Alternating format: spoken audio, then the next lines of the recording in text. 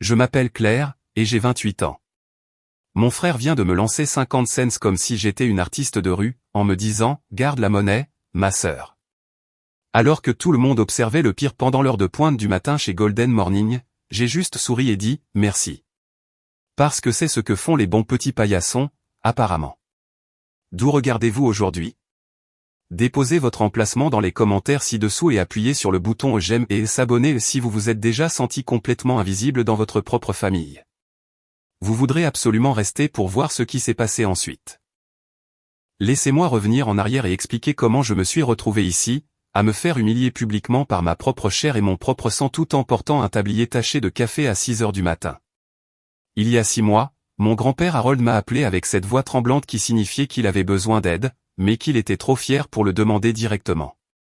Son employé de longue date avait démissionné sans préavis, le laissant seul pour gérer Golden Morning, le petit café de quartier à Manhattan qui était autrefois un empire dans les années 80. « Claire, ma chérie, avait-il dit, je sais que tu es occupée avec ton travail de graphiste, mais ça te dérangerait d'aider un vieil homme pendant quelques jours seulement ? Ces quelques jours se sont transformés en tous les matins, parce que comment abandonner quelqu'un qui vous a élevé alors que vos parents étaient trop occupés à gâter votre fils chéri ? Le café était situé au coin de la 42e rue et de Lexington, une petite tranche de nostalgie dans une ville qui dévorait tout ce qui était vieux. Grand-père Harold avait ouvert le premier Golden Morning en 1979, et en 1985, il avait 12 établissements à travers New York. Puis, grand-mère Ruth est décédée, et d'une manière ou d'une autre, l'empire n'a plus compté. Il a tout vendu sauf ce café, l'endroit où ils se sont rencontrés, où il l'a demandé en mariage, où ils ont passé leurs plus belles années. Tous les matins à 5h30, j'ouvrais ses portes en verre, j'allumais la machine à expresso et je me transformais en quelqu'un de complètement différent de la graphiste confiante que j'étais l'après-midi.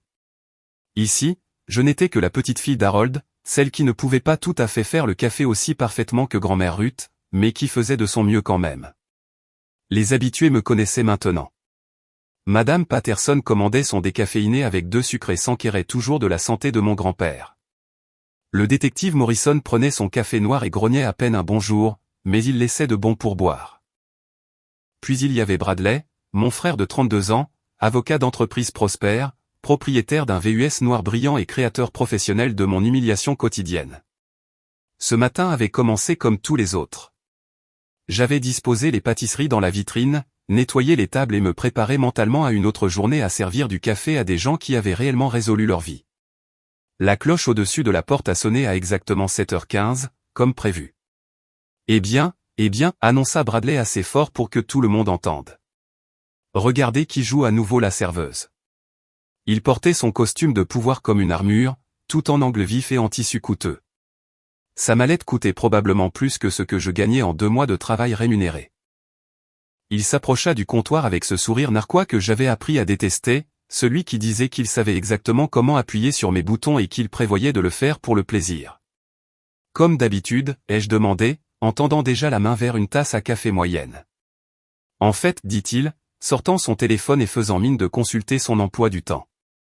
Faites-en un grand aujourd'hui. J'ai une réunion importante avec un client. Vous savez, le genre de choses que font les gens qui réussissent. J'ai versé son café, ajouté la touche de crème qu'il préférait, et je l'ai posé sur le comptoir. Ça fera 4,50 $. Bradley fit à nouveau semblant de chercher son portefeuille, sortit un billet de 20 $ et le posa sur le comptoir. Garde la monnaie, dit-il, puis s'arrêta avec emphase. Oh, attends.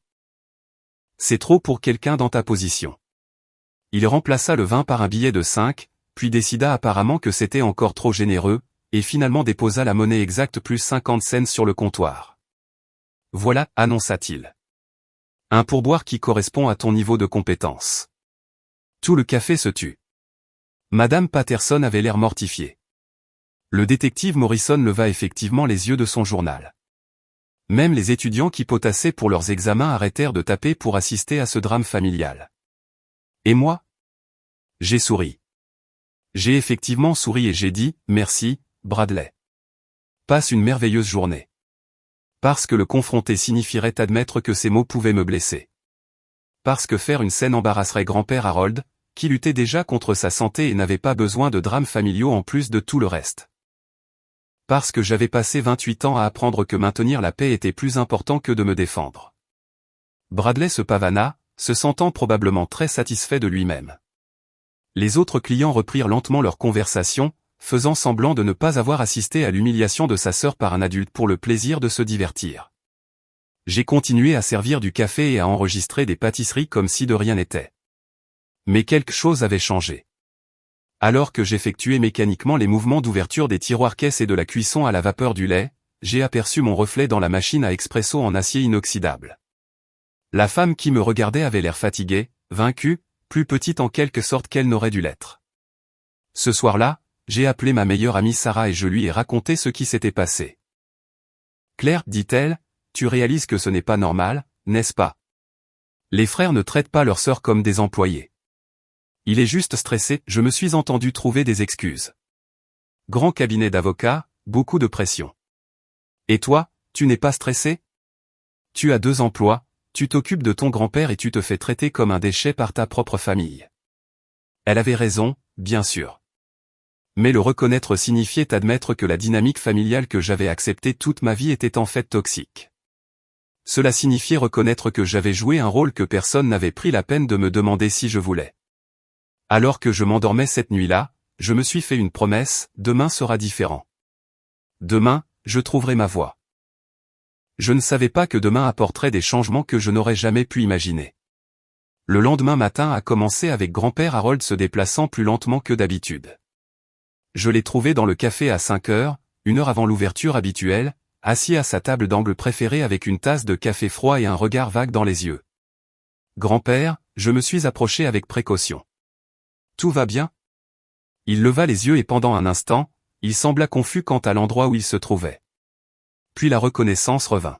« Claire, ma chérie, je pensais juste à ta grand-mère. » Je me suis assise en face de lui, remarquant que sa main tremblait légèrement lorsqu'il souleva la tasse de café. « Parle-moi d'elle. » Son visage s'illumina comme il le faisait toujours lorsqu'il parlait de grand-mère Ruth. « Elle faisait le meilleur café que tu aies jamais goûté. Pas seulement parce qu'elle connaissait la température de l'eau parfaite ou qu'elle avait la bonne mouture, mais parce qu'elle mettait de l'amour dans chaque tasse. Les gens venaient ici non seulement pour la caféine, mais aussi pour ce sentiment d'être pris en charge. » Il fit un geste vers le petit café avec ses chaises dépareillées et ses photos fanées. « Cet endroit était notre rêve, Claire. Nous allions avoir la plus belle chaîne de café à New York. » Ruth avait toutes ses idées de menus de saison et d'événements communautaires. Elle voulait créer des lieux de rassemblement où les gens se sentiraient comme une famille.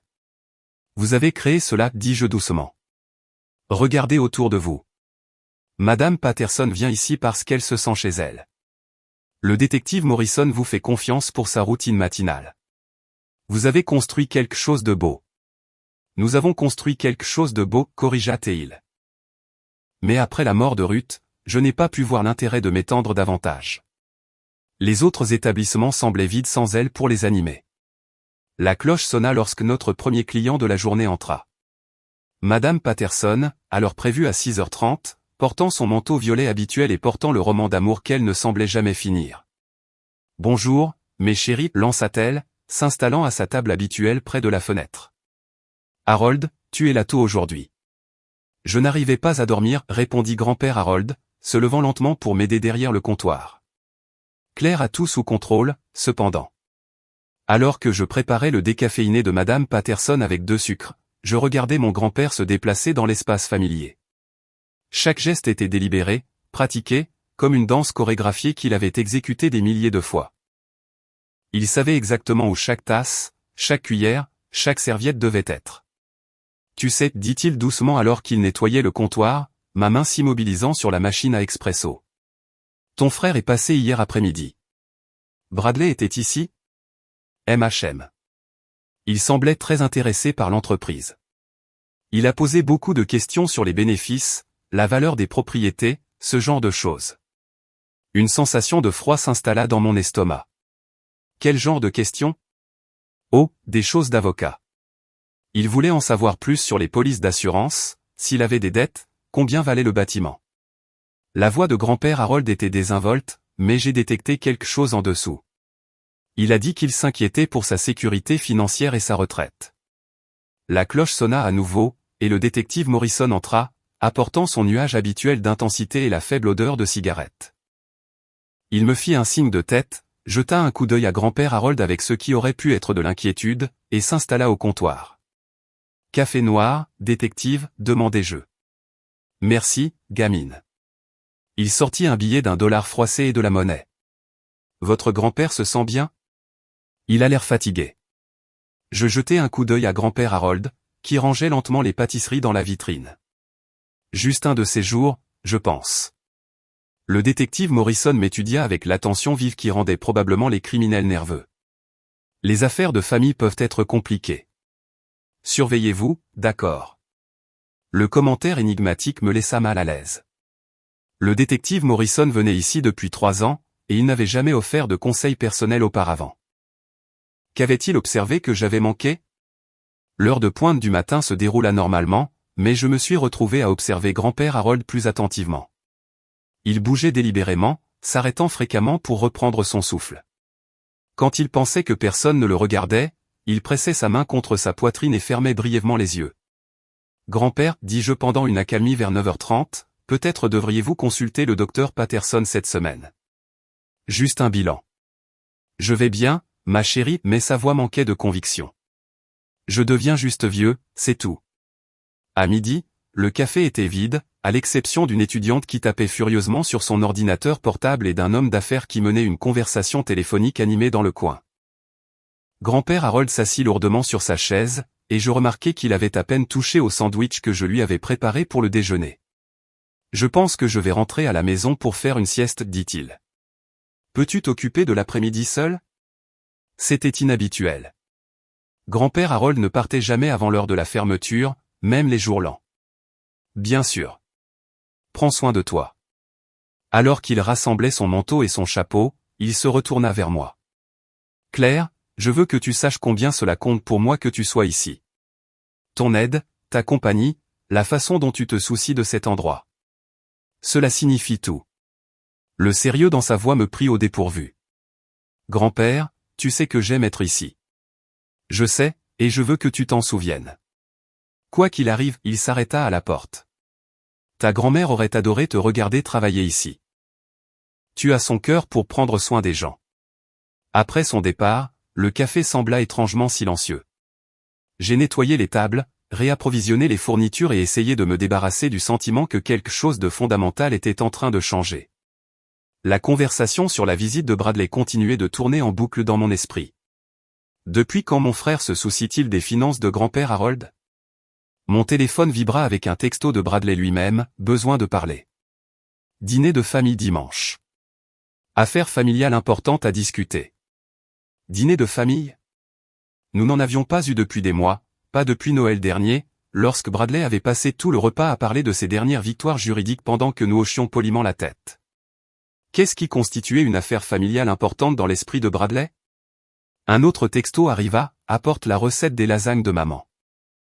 Celle que grand-père aime. Même dans ses textos, Bradley réussissait à formuler des demandes. Mais la mention du plat préféré de grand-père Harold me tordit l'estomac d'anxiété. Que prévoyait exactement Bradley? L'après-midi passa lentement. J'ai servi une poignée de clients, équilibré la caisse et nettoyé la machine à expresso avec un soin particulier.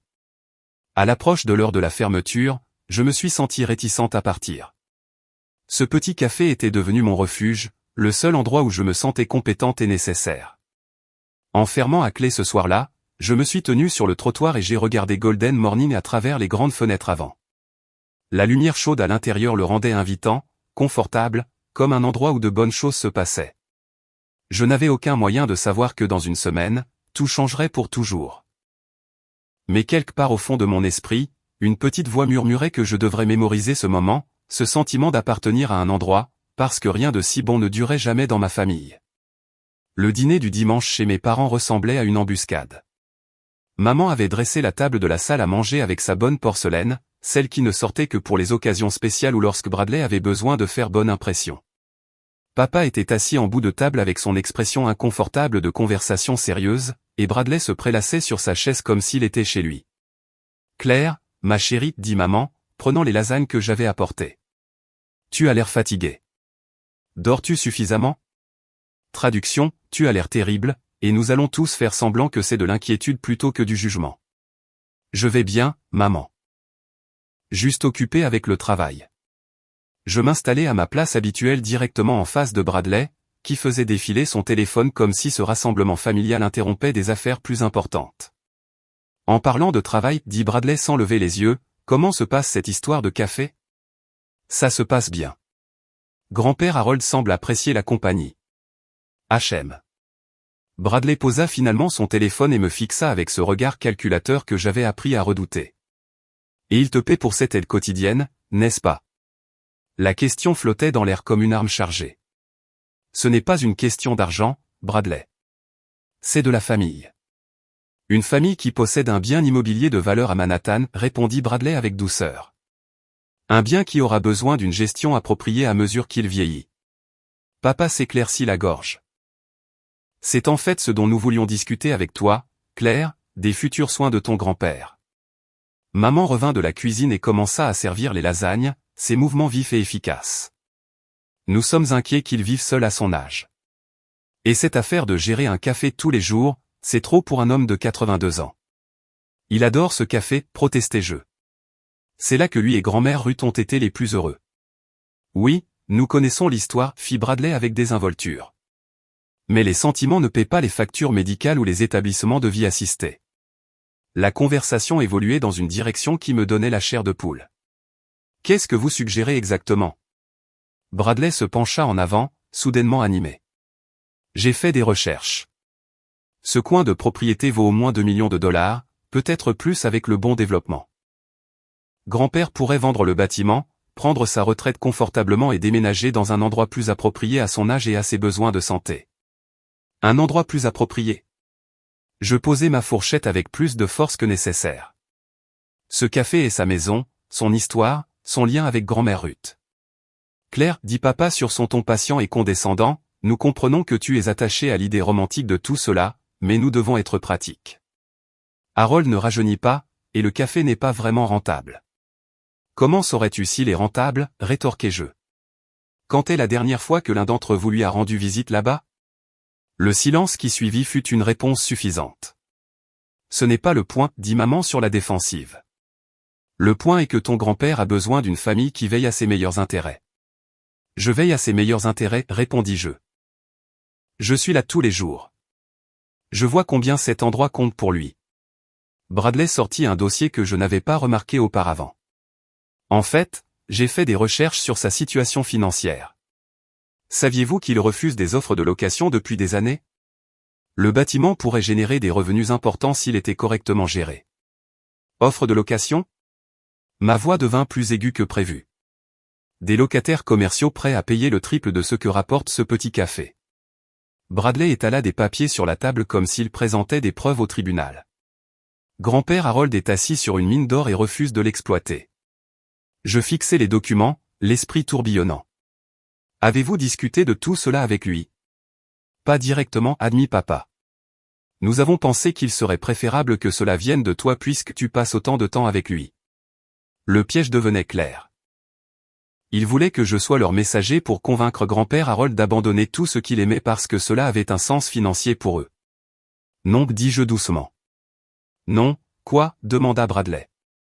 Non, Bradley, je ne t'aiderai pas à le manipuler pour qu'il vende son café. L'expression de Bradley se durcit. Manipuler, Claire? Nous parlons de s'assurer qu'il reçoit les soins appropriés en vieillissant. Préférerais-tu qu'il finisse dans une maison de retraite financée par l'État parce qu'il était trop têtu pour prendre des décisions financières intelligentes?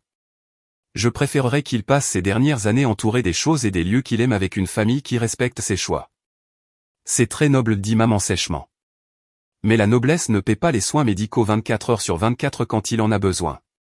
Le dîner s'est poursuivi avec une tension croissante. Bradley a présenté davantage de projections financières, d'évaluations immobilières et de brochures de résidence pour personnes âgées. Mes parents ont acquiescé, faisant occasionnellement des commentaires encourageants sur des décisions difficiles mais nécessaires. Je picorais mes lasagnes et me demandais quand ma famille était devenue un panel de conseillers financiers complotant pour démanteler le bonheur d'un vieil homme à des fins lucratives. Chaque suggestion qu'il faisait semblait raisonnable en apparence, mais en dessous se cachait le message clair que l'attachement émotionnel de grand-père Harold à son café était un obstacle gênant à la maximisation de la valeur immobilière. Le fin mot de l'histoire, a dit Bradley alors que maman servait le dessert, c'est que grand-père a besoin d'une famille qui prendra des décisions difficiles pour lui quand il ne pourra pas les prendre lui-même. Il est parfaitement capable de prendre ses propres décisions, ai-je protesté. L'est-il vraiment? La voix de Bradley a pris le ton d'un interrogatoire qu'il utilisait probablement au tribunal. Vous avez dit vous-même qu'il avait des problèmes de santé, des problèmes de mémoire, des difficultés à gérer l'entreprise. Je n'ai jamais dit qu'il avait des problèmes de mémoire. Vous n'aviez pas besoin. Je peux voir les signes quand je lui rends visite. La façon désinvolte dont il l'a dit m'a glacé le sang. Quand vous lui rendez visite? Je suis passé de temps en temps, juste pour prendre des nouvelles. Le sourire de Bradley était prédateur. Il est important de bien documenter ces choses. À ce moment-là, j'ai compris ce qui se passait réellement. Il ne s'agissait pas du bien-être de grand-père Harold. Il s'agissait d'héritage. Il s'agissait de se positionner comme les membres responsables de la famille qui avait essayé d'aider un homme âgé à prendre des décisions financières judicieuses. Et d'une manière ou d'une autre, j'étais devenu l'obstacle qu'il devait surmonter. Avez-vous déjà réalisé en pleine conversation que votre propre famille planifiait quelque chose qui dévasterait quelqu'un que vous aimez?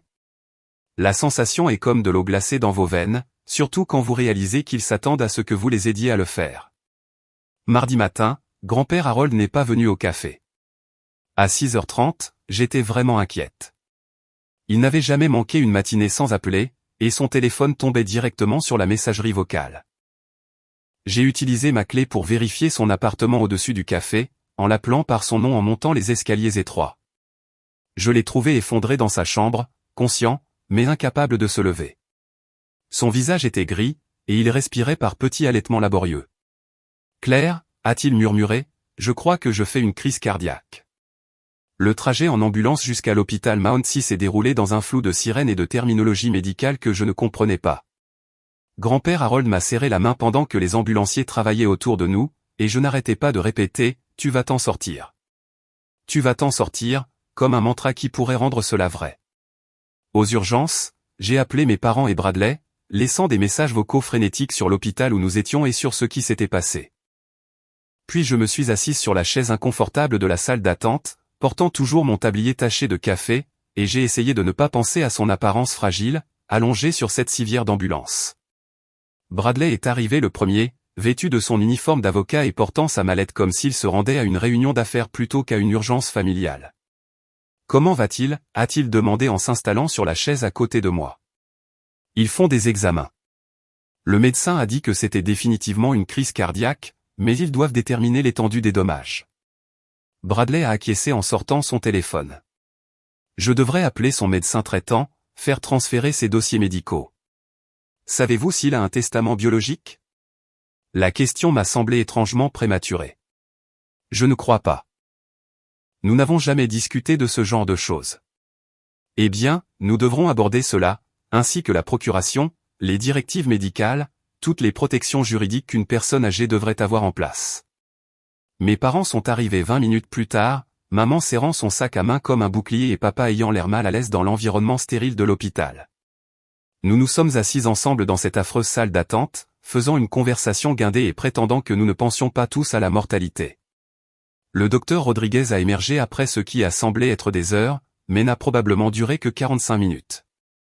Elle était jeune, d'apparence compétente, avec des yeux gentils qui avaient probablement annoncé de bonnes et de mauvaises nouvelles d'innombrables fois.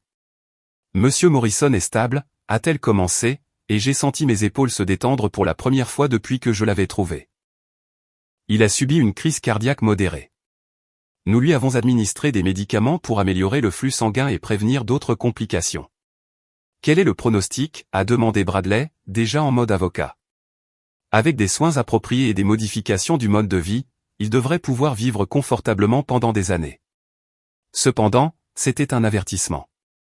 Il aura besoin d'une surveillance régulière, d'une gestion des médicaments et de quelques ajustements à sa routine quotidienne. Papa s'est penché en avant. Quel genre d'ajustement? Réduire le stress, une activité physique plus légère, une meilleure gestion de l'alimentation, le genre de changement qui nécessite souvent le soutien de la famille ou une aide professionnelle. J'ai vu Bradley et mes parents échanger des regards significatifs. C'était exactement l'ouverture qu'ils espéraient. Pouvons-nous le voir, ai-je demandé. Grand-père Harold avait l'air plus petit dans le lit d'hôpital, entouré de machines et de tubes, mais ses yeux étaient alertes quand nous sommes entrés, et il a esquissé un faible sourire quand il m'a vu. « As-tu bien fermé le café ?» a-t-il demandé, et j'ai failli me mettre à pleurer. « Ne t'inquiète pas pour le café, grand-père. J'ai tout géré. » Mes parents ont fait des bruits de préoccupation appropriés, demandant comment il se sentait et l'assurant qu'il s'était inquiété. Bradley se tenait au pied du lit, étudiant grand-père Harold avec une expression que je ne pouvais pas tout à fait déchiffrer. « Harold, a dit papa prudemment, le médecin a mentionné que tu auras besoin de quelques changements de style de vie. Nous voulons t'aider autant que possible. J'apprécie ça, David, mais je suis plus résistant que je n'en ai l'air. Bien sûr que oui, a dit maman d'un ton apaisant. Mais peut-être que c'est le bon moment pour penser à te faciliter la vie. Moins de stress, moins de responsabilités. J'ai observé le visage de grand-père Harold alors qu'il assimilait ce qu'il disait vraiment. Sa mâchoire s'est légèrement contractée, le seul signe qu'il comprenait le sous-texte. Le café me garde jeune, a-t-il dit fermement. Ruth et moi avons construit quelque chose de spécial ici. Je ne suis pas prêt à abandonner ça. Personne ne te demande d'abandonner quoi que ce soit, a dit Bradley d'un ton suave. Nous explorons simplement des options qui pourraient te permettre de profiter de ta retraite sans les pressions quotidiennes de la gestion d'une entreprise. Grand-père Harold m'a regardé directement. Qu'en penses-tu, Claire ? Tous les regards se sont tournés vers moi. C'était le moment vers lequel ma famille s'était dirigée, le test de savoir de quel côté j'étais vraiment. Je pouvais sentir le regard expectant de Bradley, l'attention pleine d'espoir de mes parents, le poids de leur supposition collective que je les aiderais à le convaincre d'être raisonnable. Je pense, ai-je dit lentement, que tu devrais faire tout ce qui te rend le plus heureux. Si gérer le café te donne de la joie et un but, alors c'est ce qui compte. La déception sur les visages de ma famille a été immédiate et évidente. L'expression de Bradley s'est durcie. Maman avait l'air comme si je l'avais personnellement trahi. Claire, a dit papa sur un ton d'avertissement, je ne pense pas que tu prennes en compte tous les facteurs ici. Je prends en compte le seul facteur qui compte, ai-je répondu. Les souhaits de grand-père Harold. Grand-père Harold m'a serré la main. Merci, ma chérie. La tension dans la pièce était si forte qu'on pouvait la couper au couteau. Ma famille a passé encore 10 minutes à faire une conversation polie, mais le message sous-jacent était clair. J'avais choisi le mauvais camp, et il y aurait des conséquences. Alors que nous nous préparions à partir, Bradley s'est attardé près du lit de grand-père Harold. J'espère que tu penseras à ce dont nous avons parlé, Harold. La famille veut juste ce qu'il y a de mieux pour toi. Je sais que oui, mon garçon, et j'apprécie ton inquiétude. Mais j'ai entendu quelque chose dans la voix de grand-père Harold qui m'a fait hésiter. Ce n'était pas de la gratitude ou de l'accord. C'était la politesse prudente de quelqu'un qui avait reconnu une menace et gagné du temps pour trouver comment réagir. En allant vers le parking, Bradley m'a rattrapé pendant que nos parents prenaient de l'avance. C'était une erreur, Claire, a-t-il dit doucement. Quelle était l'erreur ? L'encourager à garder ce café. Tu encourages un fantasme qui pourrait finir par lui faire du mal. Je soutiens son droit de prendre ses propres décisions. Bradley s'est arrêté de marcher. Ses propres décisions. Claire, il vient de faire une crise cardiaque. Il peut à peine gérer ses médicaments, et encore moins gérer une entreprise. Et tu nourris ses illusions parce que ça te fait te sentir utile. L'accusation m'a frappé comme une gifle. Ce n'est pas de ça qu'il s'agit, n'est-ce pas ? Tu as joué à la poupée dans ce café pendant des mois, en prétendant l'aider alors qu'en réalité tu évites ta propre vie. Maintenant, tu es tellement investi dans ce petit fantasme que tu ne vois pas ce qu'il y a de mieux pour lui. Et ce qu'il y a de mieux pour lui, c'est de vendre tout ce qu'il aime pour que tu puisses mettre la main sur l'héritage. Le visage de Bradley s'est glacé. Fais attention, Claire. Tu commences à devenir paranoïaque. Mais le regard dans ses yeux m'a dit tout ce que j'avais besoin de savoir. Ce n'était pas de la paranoïa. C'était une stratégie. Et d'une manière ou d'une autre, je venais de me faire un ennemi. Grand-père Harold est rentré de l'hôpital 3 jours plus tard, armé de sacs de médicaments et d'une liste de restrictions qui aurait découragé un homme moins déterminé. Il était censé éviter le stress, limiter son activité physique et se rendre à des rendez-vous réguliers chez le cardiologue. Ce qu'il a fait en réalité, c'est ouvrir Golden Morning à 5h30 du matin et commencer à faire du café comme si de rien n'était. Grand-père, ai-je protesté, le trouvant derrière le comptoir, ajustant les réglages de la machine à expresso. Tu es censé te reposer. C'est ça se reposer, a-t-il répondu avec un entêtement que j'avais hérité. Je suis assise plus souvent. Tu vois. Il a fait un geste vers le tabouret qu'il avait placé derrière la caisse enregistreuse. Les ordres du médecin sont suivis. Le compromis que nous avons trouvé était que je m'occuperais de toutes les tâches physiques, soulever, me pencher, tout ce qui demandait un effort physique pendant qu'il supervisait et s'occupait de la caisse enregistreuse. Ce n'était pas idéal, mais cela le maintenait engagé dans le travail qu'il aimait tout en protégeant son cœur en convalescence. Ce à quoi je ne m'attendais pas, c'était comment ce nouvel arrangement affecterait nos conversations matinales. Claire, a-t-il dit pendant un moment de calme entre les clients, j'ai réfléchi à ce que ta famille a dit à l'hôpital. Mon estomac s'est contracté. Quoi à ce sujet? Ils n'ont pas tort au sujet des préoccupations pratiques. Cet endroit demande beaucoup de travail, et je ne rajeunis pas. Il s'est arrêté, étudiant mon visage. Mais il y a des choses qu'ils ne comprennent pas à propos de ce bâtiment. À propos de ce que ta grand-mère et moi avons construit ici. Que veux-tu dire? Grand-père Harold a jeté un coup d'œil autour du café, s'assurant que nous étions seuls. Puis il a sorti une enveloppe manie de sous la caisse enregistreuse. Ta grand-mère était brillante avec l'argent, Claire, bien plus que ce que quiconque lui accordait de crédit. Pendant que je me concentrais sur la préparation d'un excellent café, elle faisait d'excellents investissements.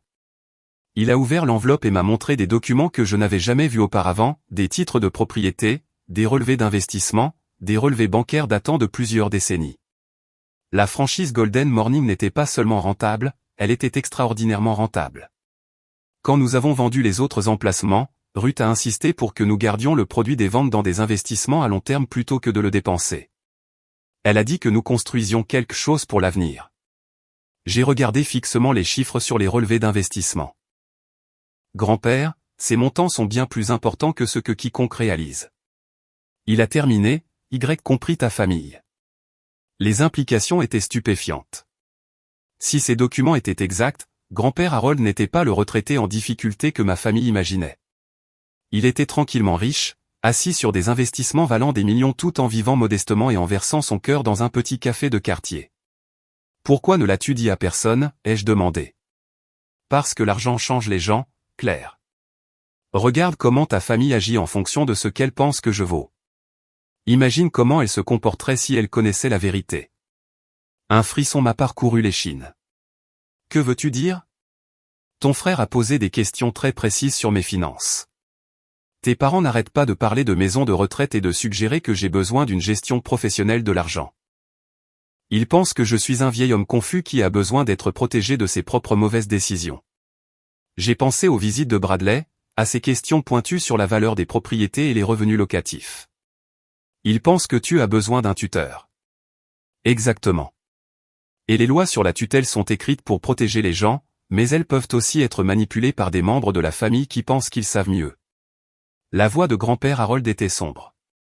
J'ai vu ça arriver à des amis, des enfants adultes qui convainquent les tribunaux que leurs parents âgés sont incompétents, puis prennent le contrôle de leurs biens pour leur propre protection. Le café s'est soudainement senti plus petit, plus vulnérable. Qu'est-ce que tu vas faire? Je vais m'assurer que mes souhaits sont protégés, quoi qu'il m'arrive. Il a remis les documents dans l'enveloppe. Et je vais faire confiance à la seule personne de cette famille qui ne m'a jamais rien demandé. Avant que je puisse répondre, la cloche a sonné, et le détective Morrison est entré pour son café noir habituel. Mais au lieu de son grognement de salutation habituel, il s'est approché du comptoir avec détermination. Harold, a-t-il dit. Content de te revoir sur pied. Comment te sens-tu? Mieux de jour en jour. Merci de demander. Le détective Morrison m'a jeté un coup d'œil, puis est retourné vers grand-père Harold. Ça te dérange si je te parle? En privé? Ils se sont déplacés vers la table du coin, parlant à voix basse pour que je ne puisse pas les entendre.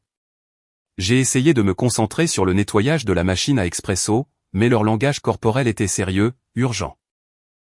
Le détective Morrison prenait des notes dans un petit carnet, et grand-père Harold parlait avec le genre d'intensité habituellement réservé aux conversations importantes. Après 10 minutes, ils se sont serrés la main, et le détective Morrison s'est approché du comptoir pour payer son café. « Tout va bien ?» ai-je demandé.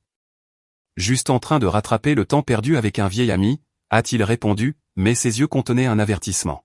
« Prends soin de toi, Claire, et garde les yeux ouverts. » Après son départ, grand-père Harold est retourné à son tabouret derrière la caisse enregistreuse. Il avait l'air fatigué mais déterminé. « De quoi s'agissait-il » ai-je demandé. « Assurance » a-t-il dit simplement. Le genre qui protège contre plus que le feu et le vol. Le reste de la matinée s'est déroulé tranquillement, mais je n'arrivais pas à me débarrasser du sentiment que des forces se déplaçaient autour de nous, que des décisions étaient prises par des gens qui pensaient que nous étions impuissants à les arrêter. Pendant le creux du déjeuner, grand-père Harold a sorti une carte de visite et me l'a tendue. « J'ai besoin que tu appelles cette avocate et que tu prennes rendez-vous pour la semaine prochaine. Dis-lui que Harold Morrison t'a recommandé et que c'est urgent. » J'ai regardé la carte. Margaret Chen, avocate spécialisée dans la planification successorale. Grand-père, qu'est-ce qui se passe? Je m'assure que quand je serai parti, la bonne personne héritera de ce que Ruth et moi avons construit ensemble. Ses yeux ont croisé les miens. La personne qui aime cet endroit comme nous l'aimions.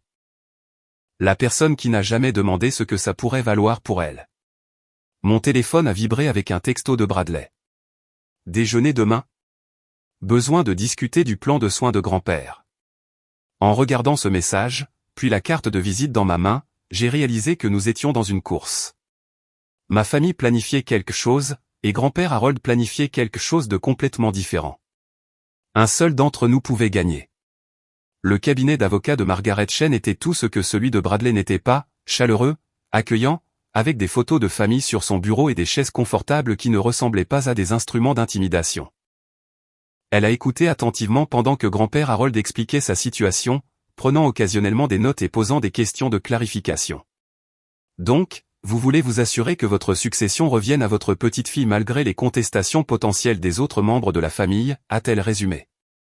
Plus que ça, a dit grand-père Harold, je veux m'assurer qu'elle a les ressources nécessaires pour lutter contre les contestations judiciaires qu'il pourrait intenter, et je veux la protéger du sentiment de culpabilité à ce sujet. Margaret Chen m'a regardé. Claire, comprenez-vous ce que votre grand-père envisage? J'ai jeté un coup d'œil à grand-père Harold, puis je suis revenu à l'avocate. Je crois que oui, mais j'ai besoin de savoir. Ma famille prévoit-elle vraiment de contester ses volontés sur la base de son comportement et de ses questions? Grand-père Harold a dit tristement, je crois que oui. Ils ont déjà commencé à monter un dossier selon lequel je ne suis pas compétent pour prendre des décisions financières. Margaret Chen a acquiescé. Malheureusement, c'est plus courant que les gens ne le pensent. Les enfants adultes se persuadent parfois qu'ils protègent leurs parents âgés alors qu'ils poursuivent en réalité leurs propres intérêts. Elle a exposé les protections juridiques disponibles, un testament complet avec un langage spécifique sur la compétence mentale, une fiducie révocable qui transférerait les biens immédiatement à son décès, des directives médicales qui énoncent clairement ses souhaits concernant les soins de fin de vie. Plus important encore, une documentation détaillée de son état mental actuel et de sa capacité de prise de décision. J'aurai besoin de témoins qui peuvent témoigner de votre compétence, a-t-elle expliqué, des personnes qui interagissent avec vous régulièrement et peuvent parler de votre clarté mentale. Le détective Morrison a pris note de nos conversations. Grand-père Harold a dit qu'il a vu comment Bradley et mon beau-fils se comportent quand ils visitent le café. Margaret Chen a pris note. C'est excellent. Les agents de police sont des témoins crédibles lors des audiences de compétences. Au cours de l'heure suivante, nous avons passé en revue chaque détail des souhaits de grand-père Harold. Le bâtiment du café et l'entreprise me reviendraient, ainsi que le portefeuille d'investissement qui financerait son exploitation et son expansion. Il y avait des legs spécifiques pour mes parents, suffisamment généreux, mais pas assez pour les rendre riches. Bradley recevrait exactement $1 et une note manuscrite expliquant pourquoi, la note est cruciale. Margaret Chen a expliqué que cela montre qu'il ne s'agissait pas d'un oubli, mais d'une décision délibérée basée sur son comportement. Alors que nous nous apprêtions à partir, elle m'a tendu un dossier épais. Ce sont des copies de tout. Gardez-les en lieu sûr, quelque part où votre famille ne peut pas y accéder. Et, Claire, elle m'a regardé sérieusement, soyez prête à ce que cela devienne moche. Lorsque les gens découvrent qu'ils n'héritent pas de ce qu'ils attendaient, ils peuvent devenir très créatifs pour contester les testaments. Le retour au café en voiture a été silencieux. Je voyais que grand-père Harold était épuisé par le poids émotionnel de la planification de sa propre mort. « Penses-tu que je suis injuste ?» a-t-il demandé alors que je me garais derrière le bâtiment. « Je pense que tu es réaliste », ai-je répondu. « Ils t'ont montré exactement qui ils sont. Ça me brise le cœur, tu sais. J'aime tes parents, et malgré tout, j'aime Bradley aussi. Mais l'amour ne signifie pas autoriser un comportement qui détruirait tout ce que Ruth et moi avons construit. » Ce soir-là, j'ai appelé l'avocate que Margaret Chen m'avait recommandée personnellement, quelqu'un qui pourrait représenter mes intérêts si la famille contestait le testament. La conversation a été sobre. Les contestations de succession peuvent s'éterniser pendant des années, a-t-il averti. Elles sont coûteuses, épuisantes émotionnellement, et elles déchirent souvent les familles de façon permanente. Êtes-vous prête à cette possibilité? J'ai pensé au sourire condescendant de Bradley, à l'attitude méprisante de mes parents envers les souhaits de grand-père Harold, à la façon dont ils avaient tous supposé que je les aiderais à le manipuler. Je suis prête à honorer les souhaits de mon grand-père, ai-je dit. Mon téléphone a sonné dès que j'ai raccroché. C'était Bradley. Claire, nous devons parler demain, déjeuner, à cet endroit près de ton appartement. C'est au sujet des futurs soins de grand-père. Qu'en est-il de ces futurs soins? Je t'expliquerai demain. Mais Claire, c'est sérieux. Nous avons consulté des spécialistes des soins aux personnes âgées, et il y a certaines choses que tu dois comprendre au sujet de son état. L'appel s'est terminé avant que je puisse répondre. J'ai fixé mon téléphone, me demandant quels spécialistes ils avaient consultés et à quelles conclusions ils étaient parvenus concernant l'état mental de grand-père Harold. Cette nuit-là, je n'ai pas réussi à dormir. Je n'arrêtais pas de penser à l'avertissement de Margaret Chen selon lequel les contestations de succession deviennent moches et aux conseils énigmatiques du détective Morrison de garder les yeux ouverts. J'ai pensé au dossier de documents juridiques cachés dans mon appartement, et au dîner de famille où mes propres proches m'avaient demandé de les aider à manipuler un homme âgé. Surtout, j'ai pensé à la question de grand-père Harold, penses-tu que je suis injuste? La réponse était non. Mais juste et facile étaient deux choses très différentes. Et quelque chose me disait que la partie facile de cette histoire était terminée. Le lendemain matin, au Golden Morning, grand-père Harold semblait différent, plus alerte, plus déterminé. Il se déplaçait dans le café avec détermination, redressant les photographies et ajustant la disposition des chaises comme s'il se préparait à quelque chose d'important. Grande journée en perspective, ai-je demandé. D'une certaine manière, a-t-il répondu. Aujourd'hui, nous commençons à riposter. J'allais demander ce qu'il voulait dire quand la cloche a sonné. Mais au lieu de nos clients matinaux habituels, deux personnes en costume coûteux sont entrées, une femme avec une mallette et un homme avec un dossier d'apparence officielle. Monsieur Harold Morrison, a demandé la femme. C'est moi. Je suis le docteur Sarah Williams, et voici Monsieur James Parker des services de protection des adultes. Nous avons reçu des préoccupations concernant votre bien-être et votre capacité à vivre de façon indépendante. Mon sang s'est glacé. Ils avaient fait leur mouvement, et la guerre pour la vie de grand-père Harold avait officiellement commencé. Le docteur Williams a ouvert sa mallette avec l'efficacité de quelqu'un qui avait fait cela d'innombrables fois auparavant. Monsieur Morrison, nous sommes ici pour mener une évaluation du bien-être basée sur les préoccupations soulevées par votre famille concernant votre capacité mentale et votre situation de vie. J'ai observé attentivement le visage de grand-père Harold.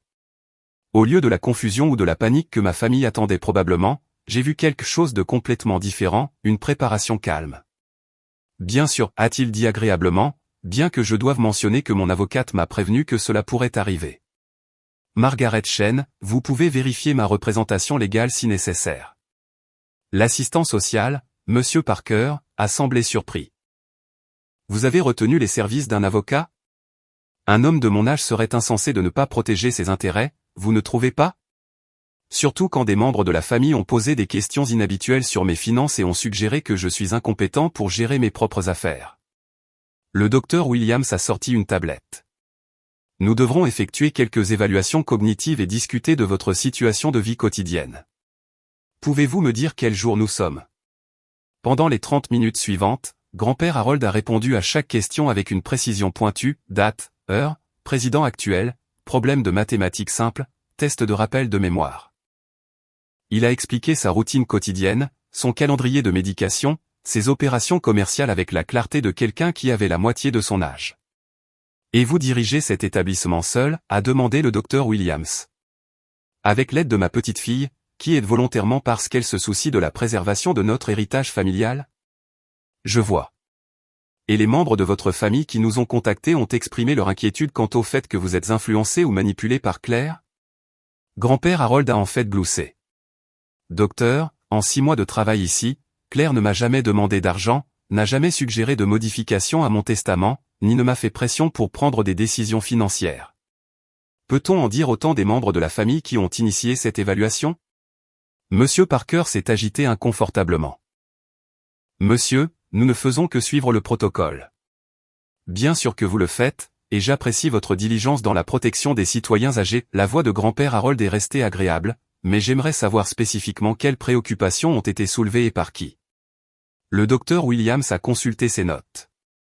Le rapport indique que vous avez fait preuve de confusion, pris de mauvaises décisions financières et que vous êtes potentiellement exploité par quelqu'un qui a accès à votre entreprise. Intéressant. Pourriez-vous me dire quand ces observations ont été faites et qui les a faites? La question est restée en suspens. Je pouvais voir que les 2 fonctionnaires réalisaient que leurs informations étaient au mieux de seconde main. Nous devrons interroger d'autres parties, a finalement dit le docteur Williams, y compris votre petite-fille. Claire s'occupe de cette entreprise et de moi sans compensation depuis des mois, a dit grand-père Harold. Si c'est de l'exploitation, alors j'ai été le bénéficiaire de l'exploitation la plus généreuse de l'histoire. Après leur départ, promettant de revenir avec des questions de suivi, grand-père Harold et moi sommes restés assis dans un silence stupéfait. Comment savais-tu que ça allait arriver, ai-je demandé. Le détective Morrison m'a prévenu. Apparemment, ton frère a posé des questions dans le quartier au sujet de mon état mental déclinant, construisant un dossier. Mon téléphone a vibré avec un SMS de Bradley, déjeuner annulé. Urgence familiale. On t'appelle plus tard. J'ai montré le message à grand-père Harold. Il sait que l'évaluation ne s'est pas déroulée comme il l'avait prévu. Ce n'est que le début, Claire. Ils essaieront d'autres approches. Il avait raison. Au cours des jours suivants, la stratégie de ma famille est devenue claire. Maman a commencé à appeler régulièrement le café, ostensiblement pour prendre des nouvelles de grand-père Harold, mais en réalité pour poser des questions suggestives sur sa santé et sa prise de décision.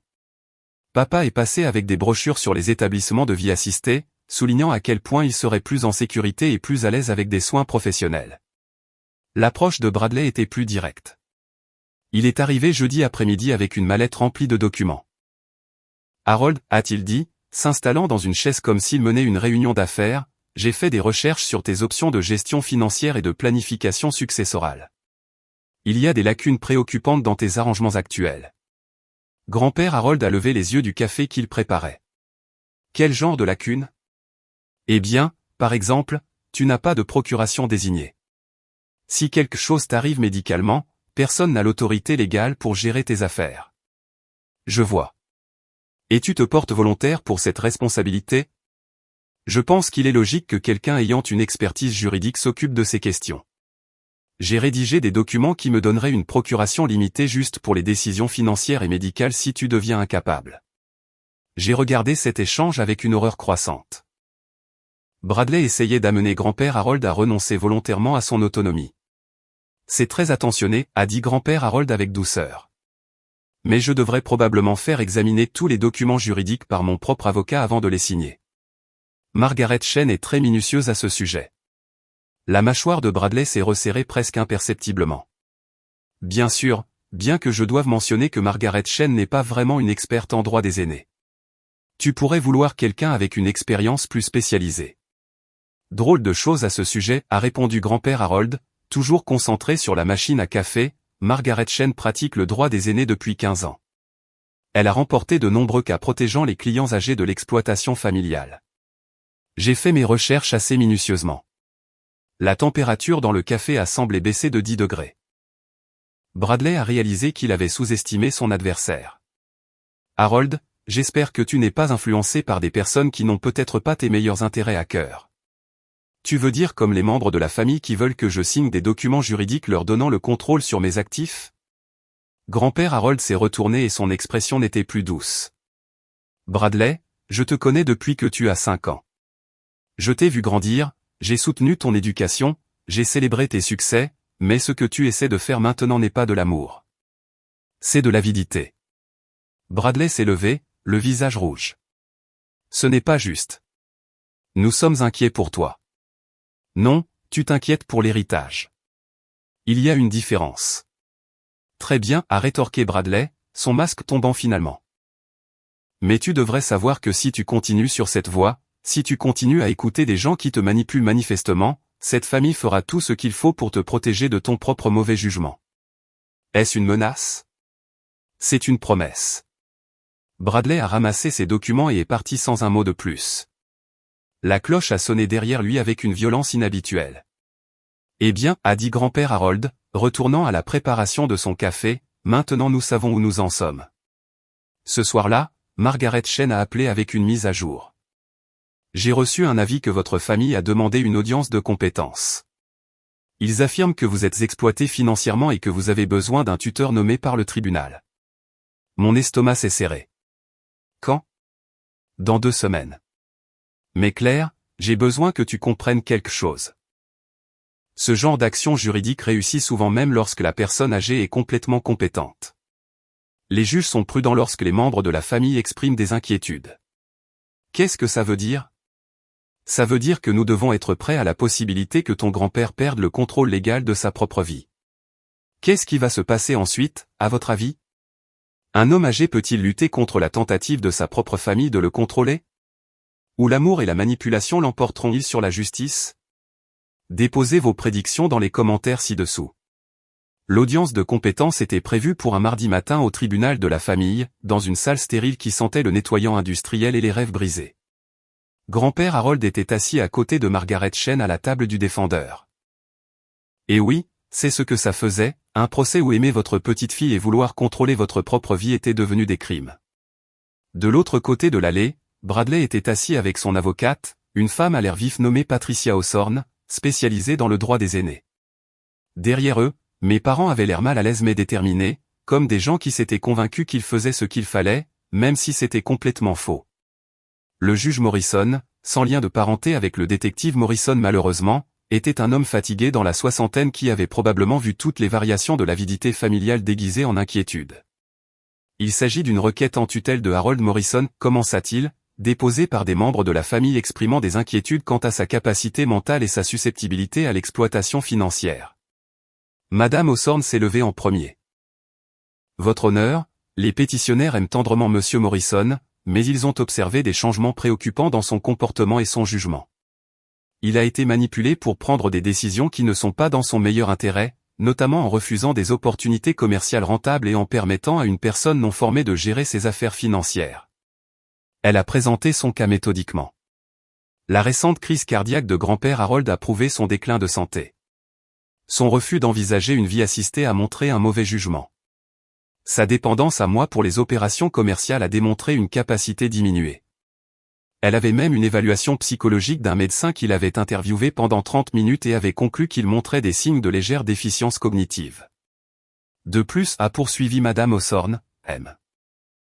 Morrison a récemment apporté des modifications importantes à sa planification successorale. Des modifications qui profitent inexplicablement à une petite fille tout en excluant d'autres membres de la famille qui ont exprimé des inquiétudes légitimes quant à son bien-être. Quand ce fut le tour de Margaret Chen, elle s'est levée avec la confiance de quelqu'un qui avait mené cette bataille à plusieurs reprises. Votre honneur, c'est exactement le genre de cas que le droit des aînés existe pour prévenir. Les enfants adultes qui veulent le contrôle des actifs d'un parent âgé se sont convaincus que l'amour justifie la manipulation juridique. Elle a appelé le détective Morrison comme notre premier témoin.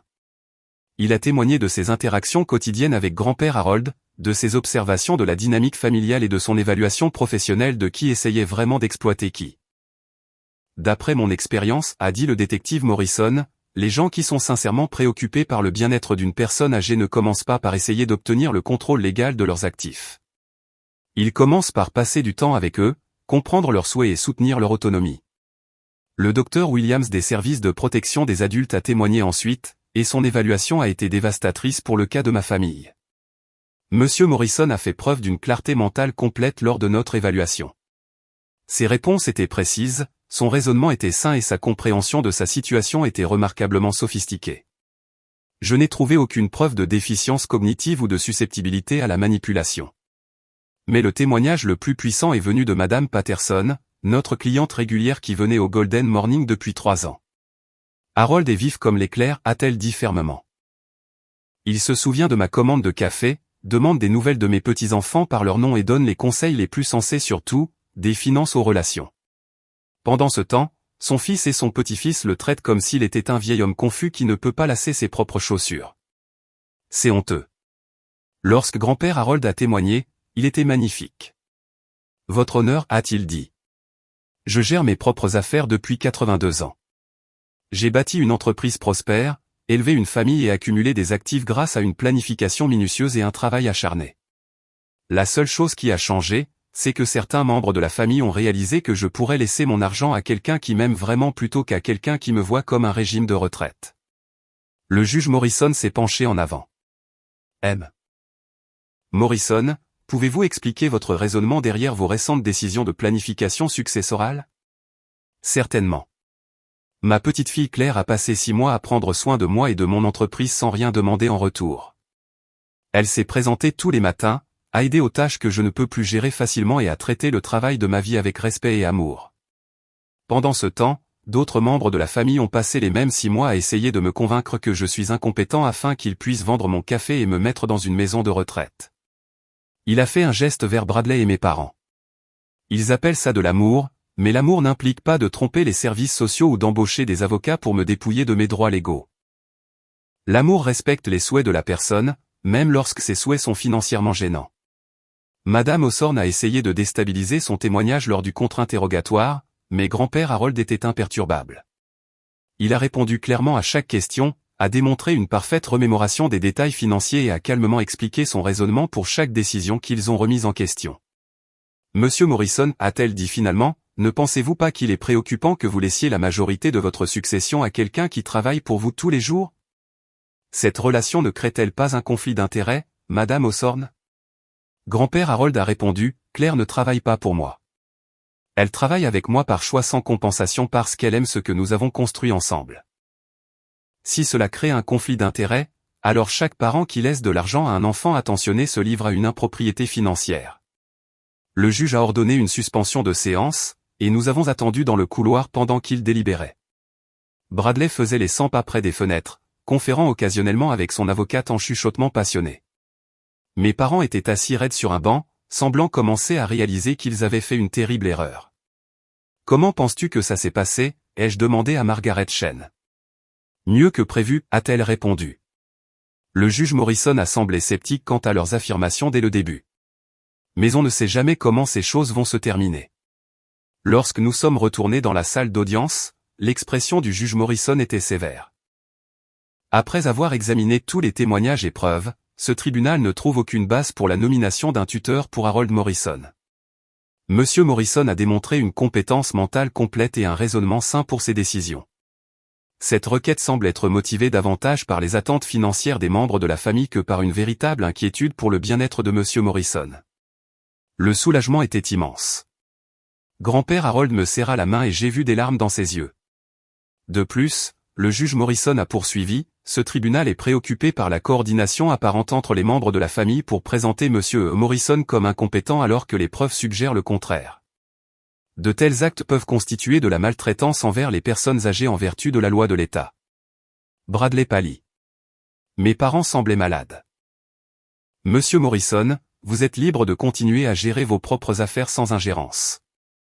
Ce tribunal notera dans ses registres que toute requête future concernant votre compétence devra être examinée avec un scepticisme extrême.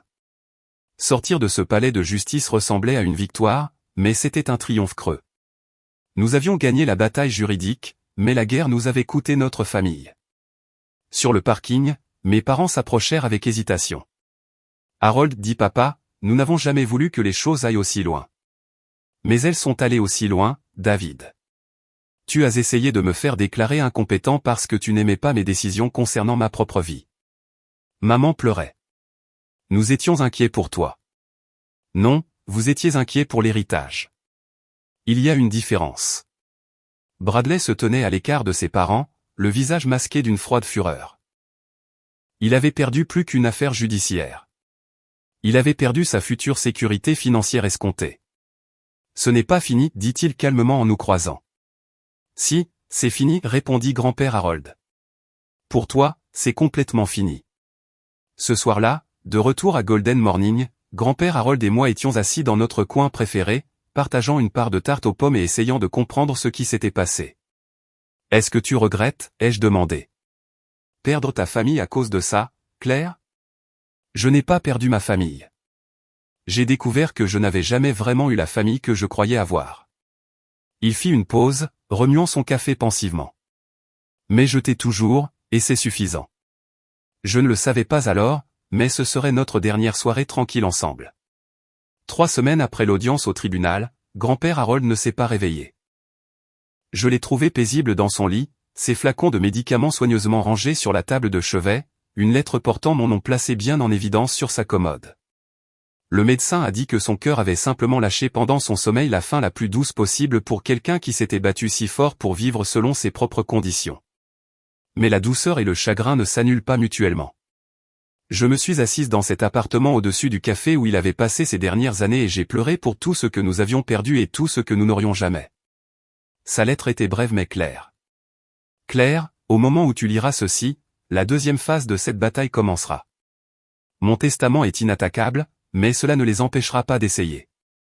Utilise les ressources que je t'ai laissées pour les combattre correctement.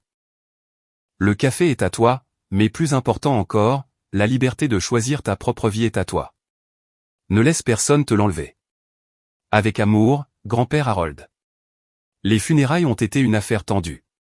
Ma famille était présente, bien sûr, mais ils étaient assis au fond de la petite chapelle tandis que j'étais assise au premier rang avec Madame Patterson, le détective Morrison et les autres personnes qui avaient réellement connu et aimé Harold Morrison. Le pasteur a parlé d'un homme qui avait construit quelque chose de beau avec sa femme et qui avait eu le courage de le protéger, même contre sa propre famille. Bradley et mes parents ne m'ont pas parlé pendant la cérémonie, mais j'ai senti leurs yeux sur mon dos pendant toute la durée de la cérémonie. Ils préparaient quelque chose. Je pouvais sentir les rouages tourner alors qu'ils calculaient leur prochain mouvement. La lecture du testament était prévue pour la semaine suivante. Margaret Chen avait insisté pour la faire dans son bureau plutôt que dans un endroit où ma famille se sentirait plus à l'aise pour contester. Quand mardi est arrivé, nous nous sommes réunis dans sa salle de conférence comme des armées opposées se préparant à la bataille. Margaret Chen a ouvert la séance avec une formalité professionnelle. Nous sommes ici pour la lecture du testament d'Harold Morrison, dûment attesté et notarié. Elle a commencé par les legs les plus modestes. $10 000 chacun à Madame Patterson et au détective Morrison pour leur amitié et leur loyauté. $50 000 chacun à mes parents en reconnaissance de leur rôle dans l'éducation de Claire pour en faire le genre de personne qui mérite cet héritage. Puis vint le legs de Bradley, à mon petit-fils, Bradley Morrison, je laisse la somme de $1 et ce message, tu as eu toutes les occasions de gagner mon respect et ma confiance. Au lieu de cela, tu as choisi la cupidité plutôt que l'amour, la manipulation plutôt que l'honnêteté. J'espère qu'un jour tu comprendras la différence. Le visage de Bradley est devenu rouge, puis blanc, puis de nouveau rouge. C'est insensé. Il n'était manifestement pas compétent lorsqu'il a écrit ceci. Monsieur Morrison, dit calmement Margaret Chen, nous venons littéralement d'avoir une audience au tribunal qui a établi la pleine compétence mentale de votre grand-père. Souhaitez-vous contester une décision juridique prise il y a 3 semaines? Elle continua à lire. L'immeuble du café, l'entreprise et le portefeuille d'investissement d'une valeur d'environ $6 millions me reviendraient, ainsi que la maison familiale au bord du lac que tout le monde pensait avoir été vendue il y a des années.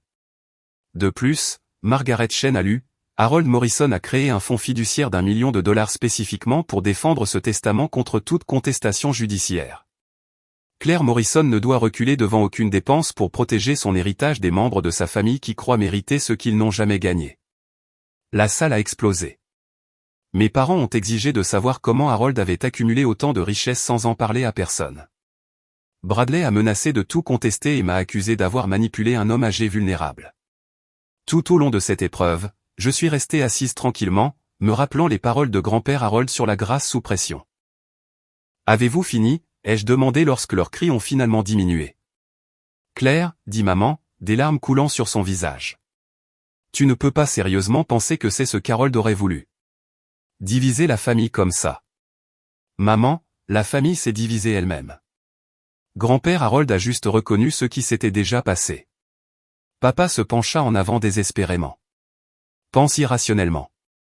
Tu ne peux absolument pas gérer tous ces actifs seul. Tu as besoin du soutien de la famille, de conseils financiers. Point des mêmes personnes qui ont essayé de le faire déclarer incompétent. Je me suis levé, surprise par le calme que je ressentais. Papa, je n'ai pas besoin de tes conseils financiers. J'ai besoin que tu respectes les décisions d'un homme que tu prétends aimer. Bradley a finalement explosé. C'est ridicule. Tu as manipulé un vieil homme malade pour qu'il modifie son testament. Je vais contester ça et je vais prouver que tu l'as contraint. Avec quelle preuve, ai-je demandé. Le tribunal a déjà déterminé qu'il était parfaitement compétent.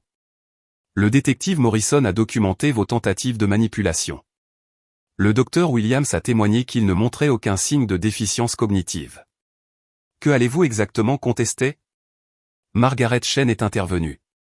Monsieur Bradley Morrison, je dois vous informer que contester ce testament serait coûteux et long, avec très peu de chances de succès. Votre grand-père avait anticipé cette possibilité et s'était préparé en conséquence. Elle tendit à Bradley un dossier épais. Ce sont des dépositions de 12 témoins qui interagissaient régulièrement avec votre grand-père. Des relevés bancaires montrant qu'il gérait ses propres finances avec compétence. Des dossiers médicaux confirmant sa clarté mentale, et des enregistrements de conversations où vous et vos parents discutiez des stratégies pour le convaincre de vendre sa propriété. Le visage de Bradley devint gris cendré. Enregistrement? Votre grand-père était plus féru de technologie que vous ne le réalisiez. Il a installé un système de sécurité dans le café après que vous ayez commencé à le visiter régulièrement. La voix de Margaret Chen était factuelle. Tout est parfaitement légal et admissible au tribunal. Le combat le quitta d'un seul coup. Mes parents avaient l'air dévastés, non seulement par l'argent qu'ils avaient perdu, mais aussi par la réalisation que leurs propres paroles avaient été capturées, que leurs conversations privées révélaient des motivations qu'ils avaient essayé de cacher même à eux-mêmes. Pourquoi, murmura maman. Pourquoi nous ferait-il ça? Il ne vous a rien fait, ai-je répondu calmement. Il a fait des choix concernant sa propre vie et son propre argent. Le fait que ces choix ne vous profitent pas ne les rend pas mauvais. Alors que ma famille sortait de la salle de conférence, vaincue et amère, j'ai ressenti quelque chose d'inattendu. Pas un triomphe, mais de la tristesse. Cette victoire m'avait coûté l'illusion que nous étions une famille aimante qui se soutiendrait dans les moments difficiles. Mais elle m'avait aussi donné quelque chose d'inestimable, la liberté de construire la vie que je voulais, entouré de personnes qui m'appréciaient pour ce que j'étais plutôt que pour ce que je pouvais leur apporter. Margaret Chen m'a remis les clés de tout ce que grand-père Harold avait construit. Qu'est-ce que vous allez faire en premier? J'ai pensé au plan que j'avais secrètement élaboré, aux rêves que j'avais eu peur d'exprimer alors que ma famille me traitait comme leur servante personnelle. Je vais construire quelque chose de beau, ai-je dit. Quelque chose qui rendrait mes deux grands-parents fiers. Et pour la première fois de ma vie, j'avais les ressources nécessaires pour que cela se réalise. 6 mois après avoir hérité de l'empire de grand-père Harold, j'ai appris qu'avoir de l'argent ne résout pas automatiquement les problèmes. Cela crée juste des problèmes de meilleure qualité à résoudre, comme découvrir que le Small Corner Café était en fait livré avec un bien immobilier commercial d'une valeur de 4 millions de dollars, ou réaliser que le portefeuille d'investissement comprenait des actions dans des entreprises dont je n'avais jamais entendu parler mais qui en possédaient apparemment des parts importantes. La plus grande surprise est venue lorsque j'ai exploré la maison au bord du lac que tout le monde pensait avoir été vendue. Ce n'était pas juste une maison, c'était un ensemble. Grand-père Harold et grand-mère Ruth avaient discrètement assemblé 23 acres de terrain au bord du lac, avec la ferme d'origine, un chalet d'hôte et suffisamment de terrain pour les projets d'expansion que j'ai trouvés dans l'écriture soignée de Ruth. Elle voulait créer un centre de retraite, m'a expliqué Margaret Chen, en me montrant les plans d'affaires détaillés que Ruth avait élaborés dans les années 1980, un endroit où les familles pourraient se reconnecter, où les gens pourraient apprendre des compétences traditionnelles comme la cuisine et le jardinage. Elle avait des idées très précises sur la construction communautaire. Lire les notes de grand-mère Ruth, c'était comme recevoir des messages d'outre-tombe. Elle avait imaginé exactement ce que je prévoyais de faire avec la marque Golden Morning, créer des espaces où les gens se sentent valorisés, soutenus et véritablement pris en charge. Le café modernisé avait rouvert ses portes il y a 3 mois, et les changements étaient spectaculaires. J'avais gardé tout ce qui le rendait spécial, le coin où grand-père Harold et grand-mère Ruth avaient eu leur premier rendez-vous, les chaises dépareillées qui faisaient se sentir comme chez soi, la chaleur qui transformait les inconnus en habitués. Mais j'avais aussi ajouté du matériel professionnel, élargi le menu pour inclure les recettes originales de Ruth, et créer une atmosphère à la fois nostalgique et fraîche. Le compte Instagram que j'avais lancé comme une expérience comptait maintenant 40 000 followers qui venaient pour le café mais restaient pour les histoires. J'ai partagé la sagesse de grand-père Harold, les recettes de Ruth et les aventures quotidiennes de la reconstruction de quelque chose de beau. La réponse était impressionnante. Les gens voulaient ce que nous offrions, ce sentiment d'appartenance dans un monde de plus en plus déconnecté. Mais le changement le plus satisfaisant a été le plus subtil. Au lieu de me cacher derrière le comptoir en ayant honte de mon travail, je me suis déplacé dans le café avec confiance. Je connaissais le nom de chaque client, leur commande préférée, leur situation familiale. J'avais embauché 2 employés à temps partiel qui comprenaient qu'il ne s'agissait pas seulement d'un travail, mais d'une mission de création d'une communauté authentique. Claire Sarah Martinez, ma nouvelle assistante de direction, s'est approchée avec le genre d'expression qui signifiait soit de très bonnes nouvelles, soit de très mauvaises nouvelles. Il y a quelqu'un qui veut te voir, dit-elle, il dit que c'est ton frère. À travers les fenêtres de devant, je pouvais voir Bradley faire les 100 pas sur le trottoir. Il avait perdu du poids et son apparence habituellement parfaite était légèrement débraillée. Le costume cher était toujours là, mais il pendait différemment, comme s'il appartenait à quelqu'un qui avait perdu plus que de l'argent. Faites-le entrer, ai-je dit. Bradley est entré à Golden Morning en ressemblant à un homme visitant un pays étranger dont il ne parlait pas la langue. Il a jeté un coup d'œil autour de lui sur le café animé, les clients riant, la prospérité évidente avec une expression que je ne pouvais pas tout à fait lire. Claire, dit-il, s'approchant du comptoir, tu as l'air d'avoir réussi. J'ai réussi, ai-je répondu uniformément. Que puis-je faire pour vous, Bradley? Il s'est agité inconfortablement. J'espérais que nous pourrions parler en privé. J'ai fait un geste vers le coin où grand-père Harold et moi avions l'habitude de partager nos conversations du soir.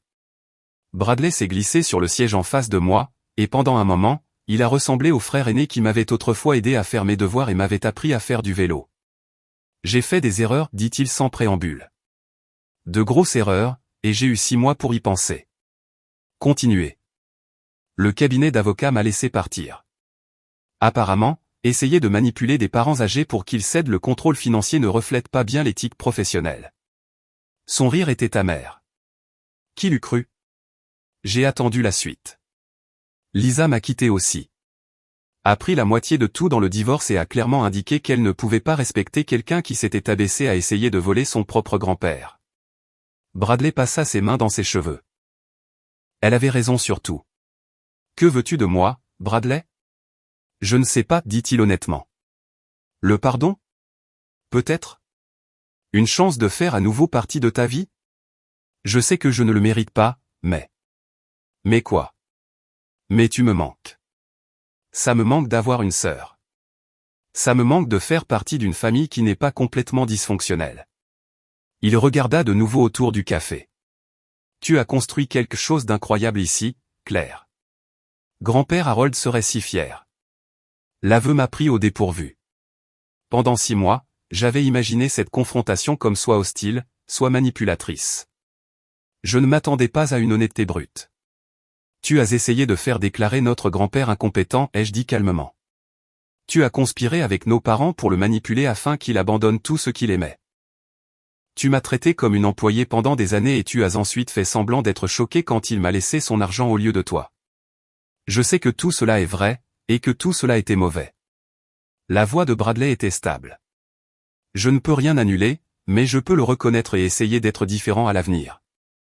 Pourquoi devrais-je croire que tu as changé? Parce que tout perdre t'enseigne ce qui compte vraiment. J'avais de l'argent, un statut, une carrière réussie et une femme magnifique. Mais rien de tout cela n'était construit sur quelque chose de réel. Quand tout s'est effondré, j'ai réalisé que j'avais poursuivi les mauvaises choses toute ma vie. Il fit une pause, observant un jeune couple partageant une part de tarte à une table voisine. Ce que vous avez ici, ce que Papy Harold avait avec Mamie Ruth, ce que vous construisez, c'est ça qui est réel. C'est ça qui compte. J'étais trop stupide et avide pour le voir avant. J'ai étudié le visage de mon frère, à la recherche de signes de manipulation ou d'arrière-pensée, mais je n'ai vu que de l'épuisement et un regret sincère. Qu'est-ce que tu fais maintenant, ai-je demandé. Je travaille dans une petite entreprise à Queens. Des affaires de dommages corporels, surtout. La paie est misérable, mais le travail me semble plus honnête que ce que je faisais avant. Il sourit avec amertume. J'apprends qu'il y a une dignité à servir des personnes qui ont réellement besoin d'aide plutôt que des personnes qui veulent exploiter leurs proches. Nous sommes restés assis en silence pendant quelques minutes, observant le café fonctionner autour de nous. Madame Patterson a fait un signe de la main depuis sa table habituelle. Le détective Morrison a fait un signe de tête en partant avec son café de l'après-midi. Sarah s'occupait de la caisse avec une confiance tranquille tout en discutant avec les clients comme de vieux amis. Je ne sais pas si nous pouvons redevenir frères et sœurs, ai-je finalement dit. Il s'est passé trop de choses. Je comprends. Mais peut-être que nous pouvons trouver comment être quelque chose de nouveau, quelque chose basé sur qui nous sommes maintenant plutôt que sur qui nous étions. Les yeux de Bradley se sont remplis de larmes. J'aimerais bien. Ce ne sera pas facile, et ce ne sera pas rapide. Tu devras prouver que tu as réellement changé, et pas seulement le dire. Je le ferai. Quel que soit le temps que ça prendra. J'ai sorti mon téléphone et je lui ai montré le compte Instagram qui était devenu un tel succès surprenant. Tu vois ça? 40 000 personnes suivent l'histoire de Golden Morning. Ce ne sont pas que des clients, c'est une communauté. Ils viennent ici parce qu'ils veulent faire partie de quelque chose de réel, quelque chose qui valorise les gens plus que le profit. Bradley a fait défiler les publications, lisant les commentaires des abonnés qui partageaient leurs propres histoires de conflits familiaux et de réconciliation. C'est incroyable, Claire. Tu aides les gens. C'est ça le but. Papy Harold et Mamie Ruth n'ont pas seulement bâti une entreprise, ils ont bâti un endroit où les gens comptaient. J'essaie d'honorer cet héritage tout en le faisant mien. Comment puis-je en faire partie? Si tu me le permets. J'ai pensé à la lettre de Papy Harold, à la grâce sous pression et au choix de l'amour plutôt que de l'amertume. Commence par rendre visite à maman et papa. Ils sont en difficulté aussi, et ils ont besoin de quelqu'un pour les aider à comprendre ce qui a mal tourné. Sois le fils dont ils ont besoin, pas le fils qui veut quelque chose d'eux. Bradley acquiesça. Et ensuite on verra. La famille, ce n'est pas seulement une question de sang, Bradley. C'est une question de choix. Chaque jour, nous choisissons de nous soutenir mutuellement ou de nous démolir. Fais de meilleurs choix, et peut-être que nous pourrons construire quelque chose qui vaut la peine d'être vécu. Alors qu'il se préparait à partir, Bradley se retourna une dernière fois. Pour ce que ça vaut, je suis fier de toi. Pas à cause de l'argent ou du succès, mais parce que tu as trouvé un moyen de nous pardonner même quand nous ne le méritions pas. Je ne te pardonne pas pour ton bien, ai-je répondu. Je le fais pour le mien. Garder de la colère est épuisant, et j'ai de meilleures choses à faire avec mon énergie. Après son départ, je me suis assise dans cette banquette d'angle et j'ai senti quelque chose changer en moi. Pas exactement le pardon, mais la possibilité de celui-ci, le début de quelque chose de nouveau. Margaret Chen avait raison au sujet des conflits familiaux. Ils déchirent souvent les relations de façon permanente. Mais parfois, si vous avez beaucoup de chance et que toutes les personnes impliquées sont prêtes à faire le dur labeur du changement, ils peuvent aussi créer de l'espace pour que quelque chose de mieux se développe. Je n'étais pas prête à faire entièrement confiance à Bradley. Cela prendrait du temps et des preuves constantes qu'il avait vraiment changé. Mais j'étais prête à lui donner la chance de gagner cette confiance parce que c'est ce que devrait être la famille, pas des personnes qui reçoivent votre amour automatiquement, mais des personnes qui travaillent chaque jour pour le mériter. 1 an après la mort de Papy Harold, Golden Morning était devenu quelque chose que ni lui ni Mamie Ruth n'auraient pu imaginer, bien que je pense qu'ils auraient aimé chaque instant. Ce qui avait commencé comme un seul café s'était développé en 3 emplacements à travers Manhattan, chacun conservant la chaleur de l'original tout en servant ses quartiers uniques. Le succès avait attiré l'attention de personnes dont je n'aurais jamais pensé entendre parler. Food & Wine voulait présenter notre histoire. The Today Show avait appelé pour mettre en lumière la femme qui avait transformé une tragédie familiale en un triomphe communautaire. Les revues économiques demandaient comment j'avais bâti une clientèle aussi fidèle si rapidement.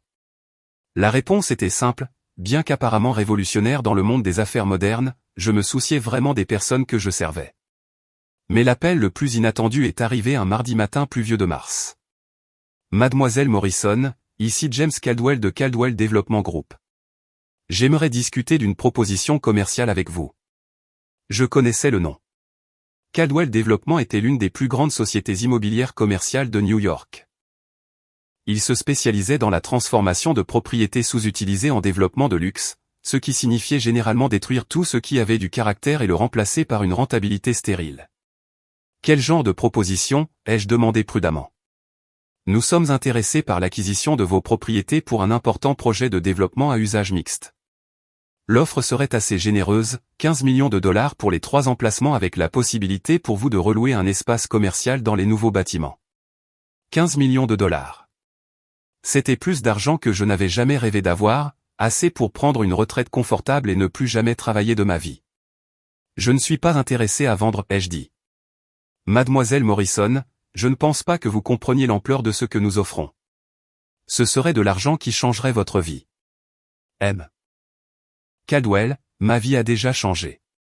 Merci. Ces cafés ne sont pas seulement des commerces pour moi. Ce sont des espaces communautaires, des endroits où les gens se réunissent, se connectent et se sentent valorisés. Je ne suis pas intéressé à les transformer en condos de luxe. Il y eut une pause. Peut-être pourrions-nous nous rencontrer en personne. Je pense qu'une fois que vous aurez vu nos plans de développement, vous comprendrez l'opportunité que nous vous présentons. Quelque chose dans son ton m'a rendu méfiante. Je vais y réfléchir, mais je dois vous dire d'emblée qu'il est peu probable que je change d'avis. Tout le monde a un prix, mademoiselle Morrison. Laissez-moi vous montrer quel pourrait être le vôtre. La réunion était prévue pour le vendredi suivant dans les bureaux de Caldwell Développement à Midtown. J'ai emmené Margaret Chen avec moi, en partie pour une protection juridique, et en partie parce qu'elle était devenue experte pour repérer la manipulation déguisée en opportunité commerciale. James Caldwell était exactement ce à quoi je m'attendais, costume cher, sourire étudié, le genre de confiance qui vient du fait de ne jamais avoir à tenir compte des sentiments des autres lors de la prise de décision. Sa salle de conférence surplombait Central Park avec des fenêtres du sol au plafond qui faisaient que les visiteurs se sentaient petits et insignifiants. Mademoiselle Morrison, merci d'être venue. Il a fait un geste vers une chaise en face de son bureau massif. Je pense que vous trouverez notre proposition très convaincante. Il a étalé des rendus architecturaux sur la table, montrant d'élégantes tours de verre où mes cafés se trouvaient actuellement. Nous prévoyons un réaménagement complet de 3 pâtés de maison, des résidences de luxe, des commerces de détail haut de gamme, des bureaux pour les entreprises technologiques. Cela apporterait un développement économique important à ces quartiers et déplacerait tous les commerces et résidences existants, ai-je observé. C'est la nature du progrès, je le crains. Mais nous sommes prêts à vous offrir 15 millions de dollars en espèces, la clôture dans 30 jours. Vous pourriez ouvrir Golden Morning où vous voulez. J'ai étudié les rendus plus attentivement. Où iraient exactement les résidents actuels lorsque vous démolirez leurs immeubles d'appartements? Caldwell a fait un geste de la main avec dédain. Une aide à la réinstallation est fournie, bien sûr. La plupart trouvent un logement convenable dans d'autres zones. D'autres zones signifiant des quartiers moins chers, plus éloignés de leurs emplois, de leurs écoles et de leur système de soutien. Mademoiselle Morrison, vous ne pouvez pas arrêter le développement à Manhattan. Ces propriétés seront réaménagées tôt ou tard, avec ou sans votre coopération. La question est de savoir si vous profitez de cette inévitabilité ou si vous êtes balayé par elle. Margaret Chen s'est penchée en avant. Monsieur Caldwell, que se passe-t-il si mademoiselle Morrison ne vend pas? Son sourire est devenu moins chaleureux. Eh bien, ce serait malheureux.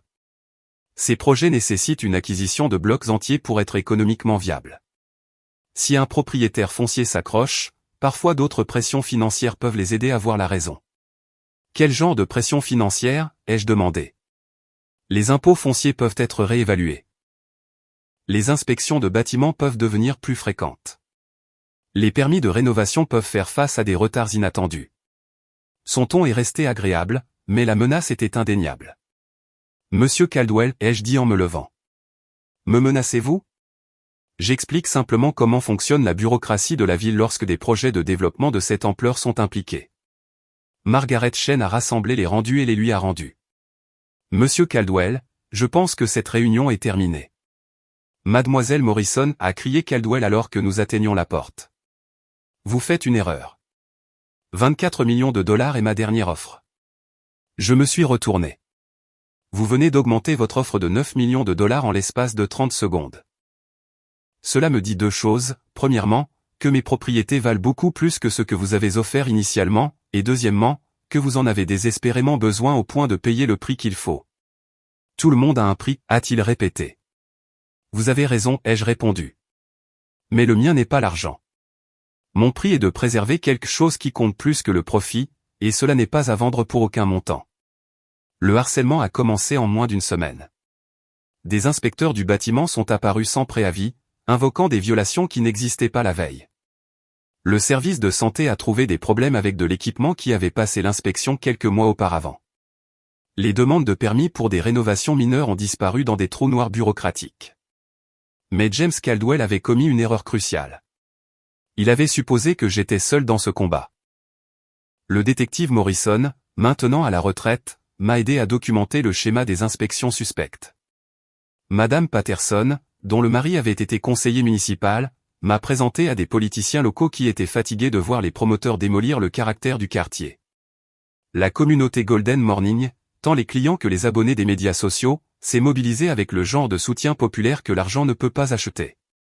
Le tournant est venu lorsqu'un journaliste de télévision locale a repris l'histoire, une entreprise familiale contre un grand développement. David et Goliath à Manhattan était un spectacle captivant, surtout quand ils ont interviewé des résidents de longue date du quartier qui avaient été déplacés par des projets similaires. Ce qui rend Golden Morning spécial, ce n'est pas seulement le café, a déclaré Madame Patterson à la caméra. C'est que Claire Morrison traite chaque client comme un membre de sa famille.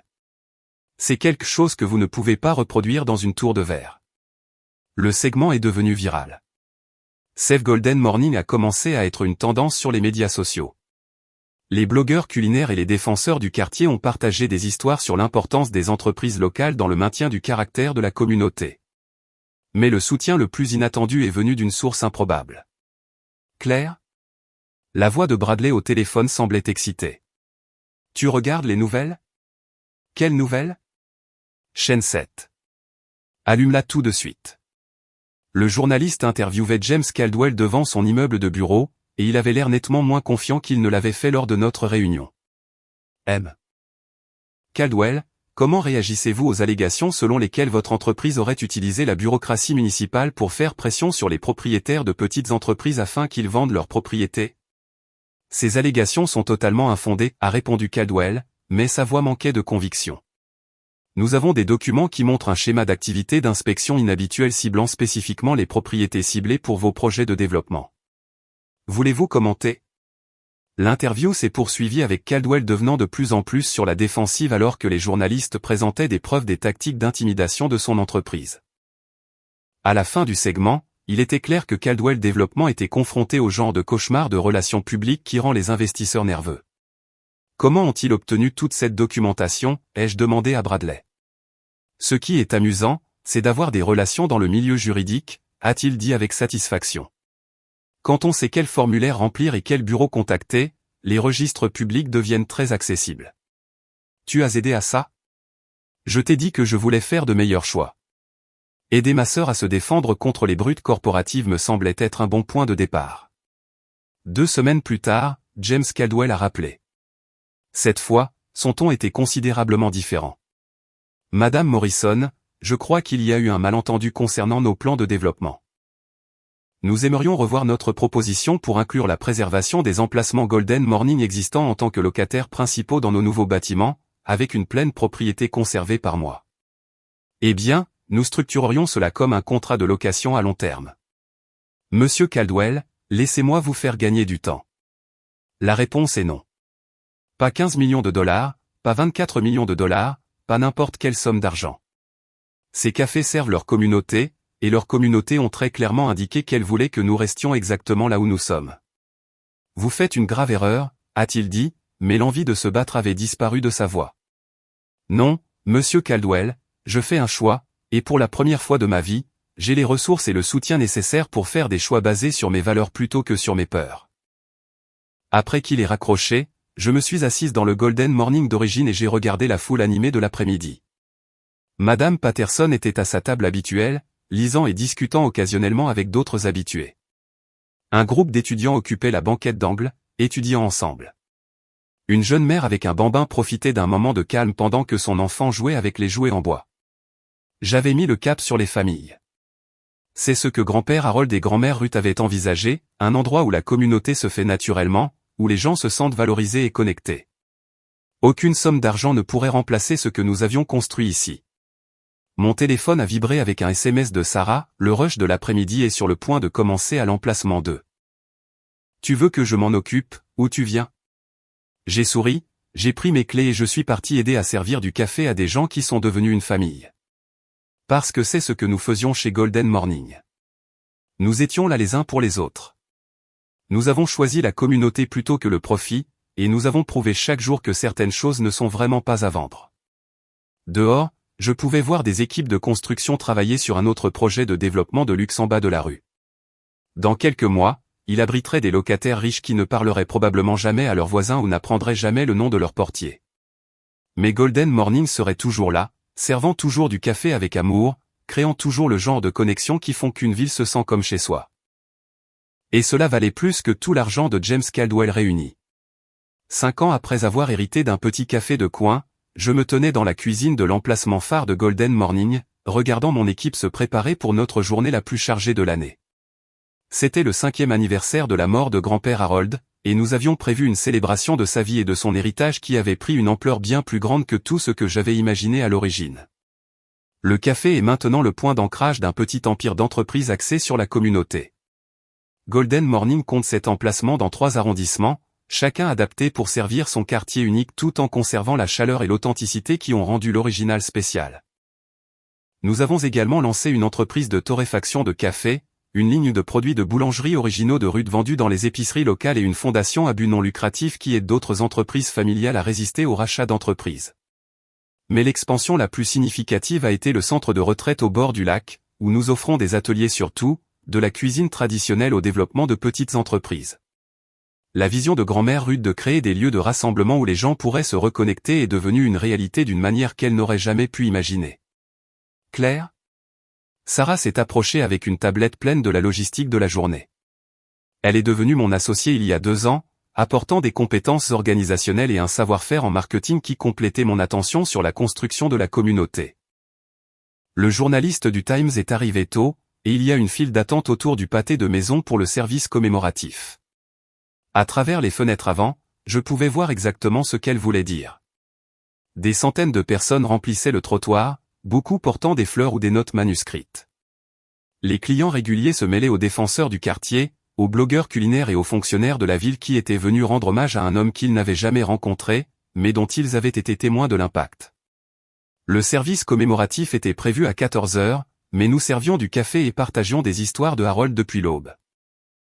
Madame Patterson, maintenant âgée de 86 ans et lisant toujours des romans à l'eau de rose à sa table d'angle, s'était nommée hôtesse d'accueil officieuse, embrassant les inconnus et expliquant la philosophie de Harold à tous ceux qui voulaient bien écouter. Il croyait que servir du café aux gens, c'était en réalité servir leur âme, a-t-elle dit à un jeune journaliste qui prenait des notes frénétiquement. Claire a appris cela de lui, et maintenant elle l'enseigne à tout le monde. Le détective Morrison, bien qu'officiellement à la retraite, avait organisé la sécurité avec la précision de quelqu'un qui avait passé des décennies à protéger les personnes qui comptaient. Non pas que nous ayons besoin de beaucoup de sécurité, m'avait-il dit plus tôt. Cette foule se surveillerait elle-même. Ils aiment ce que vous avez construit ici. À midi, un visiteur inattendu est apparu. James Caldwell, semblant plus âgé et considérablement plus humble qu'il ne l'avait été lors de notre dernière confrontation. Il s'est approché du comptoir avec hésitation, comme quelqu'un qui n'était pas sûr d'être le bienvenu. Madame Morrison, a-t-il dit. J'espère qu'il est approprié que je sois ici. Monsieur Caldwell, ai-je répondu, sincèrement surprise. Qu'est-ce qui vous amène à notre service commémoratif? Je voulais m'excuser publiquement, si vous le permettez. Il a fait un geste vers le café bondé. Il y a 5 ans, j'ai essayé de détruire ce que votre grand-père avait construit parce que je ne pouvais pas comprendre sa valeur. J'ai beaucoup appris depuis sur ce qui compte réellement dans la vie. Qu'est-ce qui vous a fait changer d'avis? Ma fille. Son sourire était contrit. Elle a 16 ans maintenant, et quand elle a appris ce que j'avais essayé de faire ici, elle a été horrifiée. Elle m'a fait lire tous les articles sur Golden Morning, regarder toutes les interviews que vous avez données. Elle a dit qu'elle avait honte d'avoir un père qui a essayé de démolir quelque chose de beau juste pour gagner de l'argent. J'ai étudié son visage, cherchant des signes de manipulation, mais tout ce que j'ai vu, c'était un regret sincère. Elle avait raison d'avoir honte, a-t-il poursuivi. Ce que vous avez construit ici, ce que votre grand-père a envisagé, c'est ce dont les villes ont besoin, des endroits où la communauté se fait naturellement, où les gens comptent plus que les marges bénéficiaires. J'ai passé ma carrière à détruire des endroits comme celui-ci, et je n'ai jamais compris ce que j'enlevais aux gens. Que faites-vous maintenant? Je travaille avec une association à but non lucratif qui aide les petites entreprises à faire face aux pressions du développement, essayant de réparer certains des dommages que j'ai causés. Il s'est arrêté. Nous avons aidé 12 entreprises familiales à rester dans leur quartier cette année. Ce n'est pas grand-chose, mais c'est un début. C'est en fait beaucoup, ai-je dit, le pensant vraiment.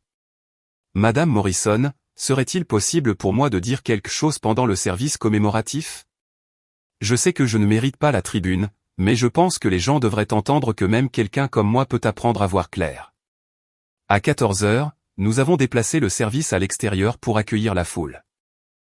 J'avais préparé des remarques sur l'héritage de grand-père Harold, mais en regardant la mer de visage des clients devenus amis, des voisins devenus défenseurs, des étrangers devenus des croyants en ce que nous faisions, j'ai mis de côté mes notes et j'ai parlé avec mon cœur. Harold Morrison croyait que servir du café, c'était servir des âmes, ai-je commencé. Il m'a appris que chaque interaction est une occasion de faire en sorte que quelqu'un se sente valorisé, chaque client est une chance de construire une communauté, et chaque jour est un cadeau pour créer quelque chose de beau. J'ai raconté des histoires sur sa sagesse, son entêtement, sa conviction inébranlable que les gens méritent d'être traités avec dignité, quel que soit leur argent. J'ai parlé de la façon dont il s'était battu pour son droit de vivre selon ses propres conditions et de la façon dont ce combat m'avait donné le courage de vivre selon les miennes. Mais le plus grand cadeau de Harold n'était pas l'argent qu'il m'a laissé, ai-je dit, en regardant directement Bradley et mes parents, qui étaient venus de Long Island pour le service. C'était l'exemple qu'il a donné de choisir l'amour plutôt que la peur, la communauté plutôt que le profit, et les principes plutôt que la commodité. Quand James Caldwell a pris le micro, un murmure a parcouru la foule. Beaucoup de gens l'ont reconnu grâce à la couverture médiatique de notre confrontation 5 ans plus tôt. Je suis probablement la dernière personne qui devrait prendre la parole au service commémoratif de Harold Morrison, a-t-il commencé. Il y a 5 ans, j'ai essayé de détruire tout ce qu'il avait construit parce que je ne pouvais pas comprendre sa valeur. Je voyais des biens là où il voyait un chez-soi. Je voyais un potentiel de profit là où il voyait une communauté. Il a parlé honnêtement de ses tentatives de me forcer à vendre, du harcèlement bureaucratique que sa société avait orchestré, de l'arrogance qui lui avait fait croire que l'argent pouvait résoudre tous les problèmes et acheter tous les rêves. Harold Morrison et sa petite-fille m'ont appris que certaines choses ne sont pas à vendre, a-t-il conclu, non pas parce qu'elles n'ont pas de valeur, mais parce que leur valeur ne peut pas être mesurée en dollars. Ils m'ont appris que la question la plus importante n'est pas ce que puis-je prendre, mais ce que puis-je donner? Je passerai le reste de ma vie à essayer de vivre selon cette leçon. Le service s'est poursuivi avec la musique d'un quartet de jazz local qui jouait aux événements de Golden Morning depuis notre 2e anniversaire. Les clients ont partagé leurs propres histoires de Harold, parlant des conseils qu'il avait donnés, des gentillesses qu'il avait montrées, de la façon dont il les avait fait se sentir bienvenus dans une ville qui se sentait souvent froide et peu accueillante. Alors que l'après-midi touchait à sa fin et que la foule commençait à se disperser, je me suis retrouvé avec Bradley à l'endroit où grand-père Harold s'asseyait autrefois pour regarder le monde passer. Il aurait adoré ça, a dit Bradley, en désignant les groupes de personnes qui traînaient et qui semblaient réticents à partir. Tous ces gens dont il a touché la vie. Il le savait, ai-je répondu. C'est pourquoi il s'est battu si fort pour le protéger. Bradley avait en effet changé au cours des 5 dernières années. Il avait reconstruit sa carrière lentement, se concentrant sur le travail d'aide juridique et les affaires pro bono qui aidaient réellement les gens. Il s'était remarié à une enseignante nommée Maria qui valorisait la gentillesse plus que le statut. Et ils venaient d'avoir leur premier enfant, une fille qu'ils avaient nommée Ruth en l'honneur de notre arrière-grand-mère. « J'ai quelque chose pour toi », a-t-il dit, en sortant une enveloppe de la poche de sa veste. « Je travaille là-dessus depuis des mois. » À l'intérieur se trouvait un document juridique établissant la fondation Harold Morrison pour la préservation des entreprises familiales, financée par la contribution de Bradley de ses propres économies et conçue pour aider d'autres familles confrontées au genre de pression que nous avions subi. Je ne peux pas annuler les erreurs que j'ai commises, a-t-il dit. Mais peut-être que je peux aider d'autres familles à éviter de faire les mêmes erreurs. Ce soir-là, après le départ du dernier client et la fin du nettoyage par l'équipe, je me suis assis seul dans le Golden Morning d'origine avec une tasse de café infusé exactement comme grand-père Harold me l'avait appris. Les murs étaient couverts de photos de 5 années d'événements communautaires, de célébrations de clients et de moments de connexion qui s'étaient produits autour de ces tables dépareillées. Mon téléphone a vibré avec des messages de la journée, un SMS de Madame Patterson, Harold serait si fier, un courriel du journaliste du Times, beau service. L'article paraîtra dimanche, un message vocal de Maria, merci d'avoir aidé Bradley à devenir l'homme qu'il était censé être. Mais le message qui m'a le plus touché était celui d'une cliente que je connaissais à peine, une jeune femme qui venait depuis environ 6 mois. Merci de m'avoir montré à quoi ressemble une communauté. J'ai déménagé à New York en me sentant complètement seul, mais Golden Morning m'a appris que la famille n'est pas seulement celle à laquelle on est né. C'est qui est là pour vous quand vous en avez besoin. C'était le véritable héritage de grand-père Harold, j'ai réalisé, pas l'argent ou la propriété ou le succès commercial, mais la compréhension que nous sommes tous responsables de prendre soin les uns des autres, que chaque jour nous choisissons de construire des ponts ou des murs, d'inclure ou d'exclure, d'élever les gens ou de les abattre. J'ai sorti mon téléphone et j'ai ouvert le compte Instagram qui compte maintenant plus de 2 millions de followers dans le monde. Des gens de Londres à Tokyo en passant par Sao Paulo partageaient leurs propres histoires de choix de la communauté plutôt que de la commodité, des relations plutôt que du profit, de l'amour plutôt que de la peur. Aujourd'hui, nous avons honoré Harold Morrison, et j'écris, mais chaque jour nous honorons sa mémoire en nous traitant les uns les autres avec dignité, en créant des espaces où chacun se sent à sa place et en prouvant que les choses les plus importantes de la vie ne sont vraiment pas à vendre. Le message recevrait des milliers de réponses comme toujours des gens partageant leurs propres histoires de perte et de croissance, des familles se réconciliant après des années de conflits, des propriétaires de petites entreprises trouvant le courage de tenir tête à la pression des entreprises. Mais ce soir, dans le café tranquille où tout a commencé, je me suis simplement assise avec mon café et je me suis sentie reconnaissante envers des grands-parents qui m'avaient montré à quoi ressemblait l'amour en action, reconnaissante envers des clients qui étaient devenus une famille, reconnaissante d'avoir la chance de passer ma vie à faire un travail qui comptait, et reconnaissante de la leçon douloureuse que parfois la meilleure chose qui puisse vous arriver est de perdre la famille que vous pensiez avoir afin de pouvoir construire la famille dont vous avez réellement besoin. Dehors, New York vibrait de son énergie incessante. À l'intérieur, à Golden Morning, tout était paisible. Demain apporterait de nouveaux clients, de nouveaux défis, de nouvelles occasions de prouver que la gentillesse et la communauté pouvaient prospérer même dans les endroits les plus concurrentiels. Mais ce soir, j'étais exactement là où je devais être, entouré de l'héritage d'amour que Harold et Ruth Morrison avaient construit et que j'avais eu le privilège de faire avancer.